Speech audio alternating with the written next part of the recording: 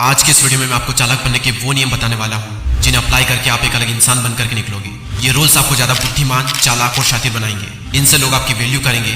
अपने दोस्तों में या फिर किसी ग्रुप में जब आप खड़े रहोगे तो आप सबसे अलग नजर आओगे।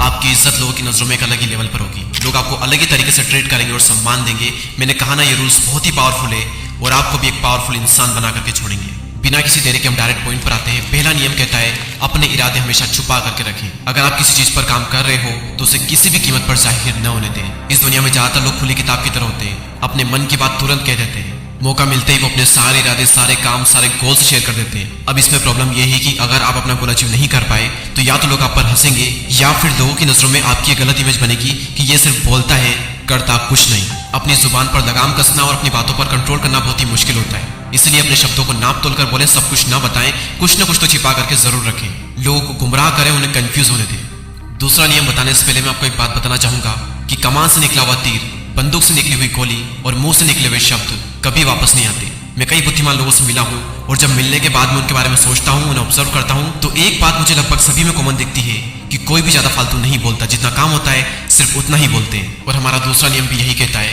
कि हमेशा जरूरत से कम बोले। हमें कहा जाता है कि जितनी जरूरत हो सिर्फ उतना ही बोलें, लेकिन ये नियम हमें सिखाता है कि हमेशा जरूरत से भी कम बोले, क्योंकि आप जितना ज्यादा बोलेंगे आप उतने ही साधारण नजर आएंगे। लोगों को कभी भी अपने शब्दों से इंप्रेस करने की कोशिश ना करें, क्योंकि जब जब आप जरूरत से ज्यादा बोलोगे उस समय पूरी संभावना होती है कि आपके मुंह से कोई ना कोई मूर्खतापूर्ण बात निकल ही जाएगी। एक छोटा सा एग्जांपल देकर मैं आपको ये बात क्लियर करता हूँ। एक बार एक मुजरिम को फांसी होने वाली थी। जब फांसी लगाने का टाइम हुआ और फांसी लगने ही वाली थी, तभी उसकी रस्सी टूट गई।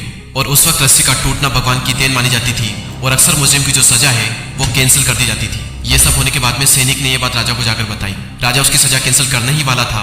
तभी राजा के एक एडवाइजर ने सैनिक से पूछा कि क्या मुजरिम ने जमीन पर गिरने के बाद में कुछ कहा था। तभी सिपाहियों ने कहा कि हाँ, वो कह रहा था कि राजा एक ढंग की रस्सी नहीं बनवा सकता, राज्य क्या खाक चलाएगा। ये बात सुनकर राजा को गुस्सा आया।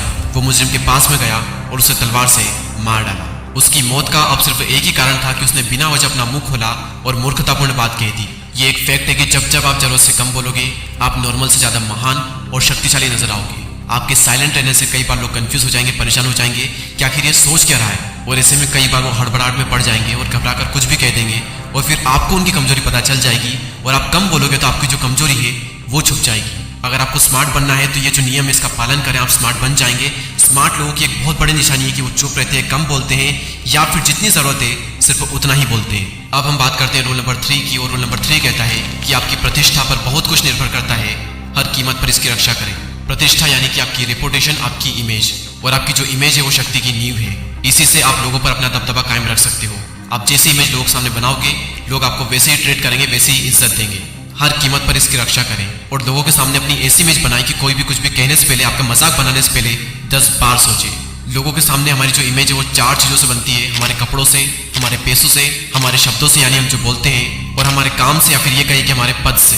तो इन चारों चीजों को सुधारें, आपकी जो इमेज है लोगों की नजरों में वो नेक्स्ट लेवल पर होगी। अपना ड्रेसिंग सेंस सुधारें, आपका जो फर्स्ट इंप्रेशन है वो वहीं से बनेगा।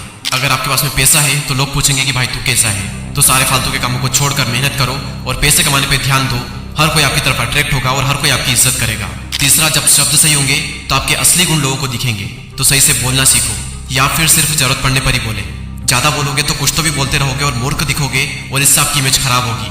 और चौथा, आपका काम, आपका पद, या फिर ये कहीं कि आपकी जो पोजीशन है, जितना सम्मान आपको वो दिला सकती है उतना सम्मान आपको कोई नहीं दिला सकता। इसलिए अपना जो काम है वो सही चूज करें। और याद रहे कि जिंदगी में कोई एक भी काम ऐसा ना करना जिससे कि आपकी इमेज खराब हो, क्योंकि एक बार अगर आपकी इमेज पर धब्बा लग गया तो फिर वो कई बार मिटाने पर भी नहीं मिटता। अगर आपकी इमेज सही है, आपकी प्रतिष्ठा बहुत ऊंची है, तो आपके कई सारे काम सिर्फ आपके बोलने से ही हो जाएंगे। तो आपकी जो प्रतिष्ठा है, आपकी जो इमेज है वो हमेशा सही रखें और हर कीमत पर इसकी रक्षा करें, क्योंकि इस पर बहुत कुछ निर्भर करता है। अब हम बात करते हैं नियम नंबर 4 की, और नियम नंबर 4 कहता है कि शहंशाहों की तरह रहे।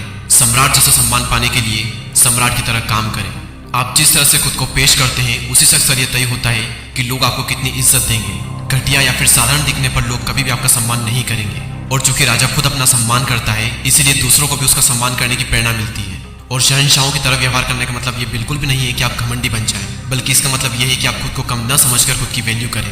अपने सभी कामों को सम्राट जैसा बनाएं, महान काम करें, ऊंचे विचार रखें और अपने सभी कामों से लोगों को यह दिखाएं कि भले आप सम्राट तो नहीं है, लेकिन आप सम्राट बनने के काबिल हैं। और कभी भी अपना आत्मसम्मान न गंवाएं। अकेले में भी खुद का अपमान न करें, क्योंकि जो इंसान खुद की इज्जत करता है दुनिया उसकी इज्जत करती है। तो अगर आप भी सम्राट की तरह सम्मान पाना चाहते हो तो सम्राट की तरह ऊंची सोच रखें और उसकी तरह काम करें।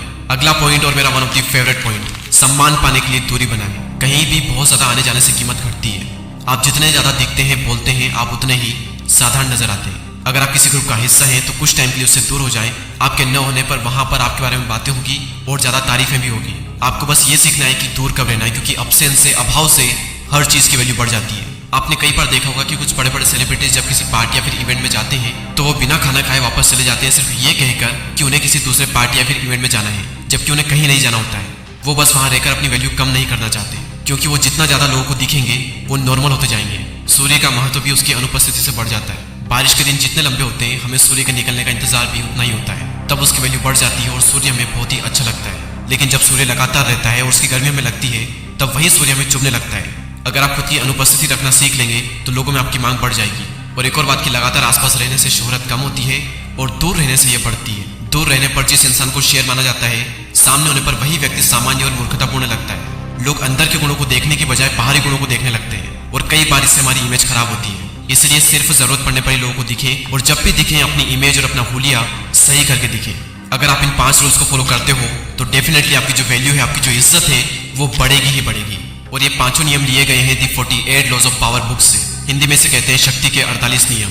अगर आप इस बुक को खरीदना चाहते हैं, पढ़ना चाहते हैं तो लिंक डिस्क्रिप्शन में है, आप वहां से परचेस कर सकते हैं। इस बुक में टोटल 48 नियम दिए गए हैं। उनमें से जो मुझे अच्छे लगे वो मैंने आपको बता दिए।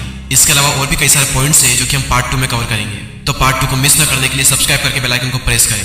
मैं आपसे मिलूंगा पार्ट 2 में। तब तक के लिए जय हिंद, जय भारत।